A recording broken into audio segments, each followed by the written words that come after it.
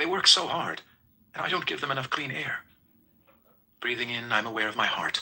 Breathing out, I smile to my heart. My heart beats day and night. Now I have to stop smoking and drinking alcohol because I really care for my heart. So we go through our body. We scan our body with the light of mindfulness, recognizing, embracing, smiling to it. We take time, perhaps 10, 15, or 20 minutes to scan our body slowly with the energy of mindfulness. Smiling to each part, we help that part release the tension.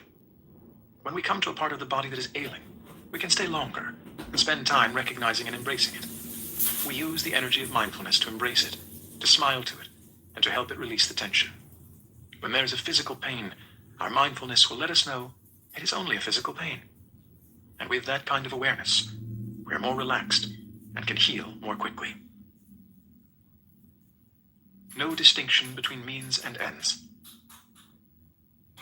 With mindful walking, our steps are no longer a means to arrive at an end. When we walk to the kitchen to serve our meal, we don't need to think, I have to walk to the kitchen to get the food. With mindfulness, we can say, I am enjoying walking to the kitchen, and each step is an end in itself.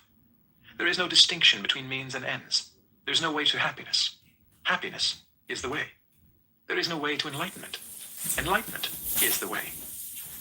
Every time we make a mindful step, we are engaged in an act of enlightenment. We can be enlightened about the fact that we are making a step.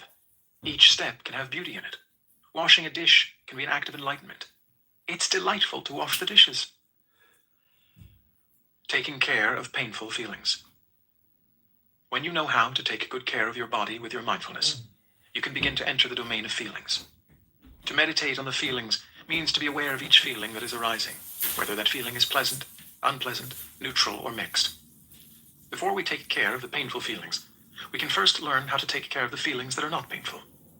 The Buddha advises us to create the feeling of joy and happiness in order to nourish ourselves before we deal with the painful feelings. Just as a surgeon may judge that a patient is too weak to undergo surgery and recommends that the patient first get some rest and nourishment so she can bear the surgery, so we need to strengthen our foundation of joy and happiness before focusing on our suffering. We can start with joy. Joy and happiness are always there as seeds in our consciousness. Breathing in, I'm aware of the feeling of joy in myself. Breathing out, I smile to the feeling of joy that is in myself. Breathing in, I'm aware of the feeling of happiness in myself. Breathing out, I smile to the feeling of happiness in myself. Let's get fiscal. Lesson 2, credit card combat. Getting your finances together? Learn to master your money with Credit Karma today for a stronger tomorrow. Defend yourself against generic advice and one-size-fits-all recommendations. Credit Karma gathers offers from trusted partners, helping you quickly pin down the cards and loans that are right for you so you can build those money Leaving behind. How do we bring about the feelings of joy and happiness that we need in order to be strong enough to deal with our suffering? The first thing to do is to release, to let go. Joy is born from letting go, leaving behind. Suppose we live in a big city like New York or Paris, and we suffer from the noise, the smoke, the dust. Perhaps we want to flee to the countryside for a weekend. It may take an hour to leave the city behind, but if we can do it, it's worth it.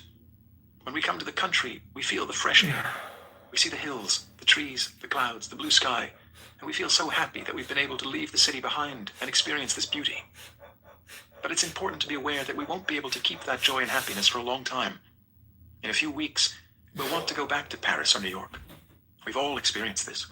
We're very happy for the first few days in the countryside, but we don't have the capacity of nourishing and keeping the joy and happiness for a long time.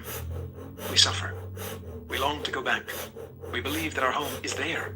Home, sweet home. So when we go back to Paris or New York, we also feel joy and happiness because we're back in our home, only to suffer later on. So we go back and forth like that. In our modern society, many people have a second home, so they can flee their situation for some time and then go back. Joy and happiness are impermanent. They need to be nourished in order to stay longer.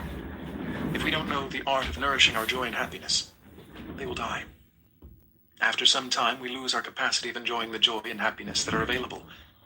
That joy and happiness can be nourishing and healing, but they're not deep enough to transform the deep suffering that's lying down in the bottom of our consciousness. Beneath the surface. On the surface of the ocean, there is stillness. But underneath, there are hidden currents.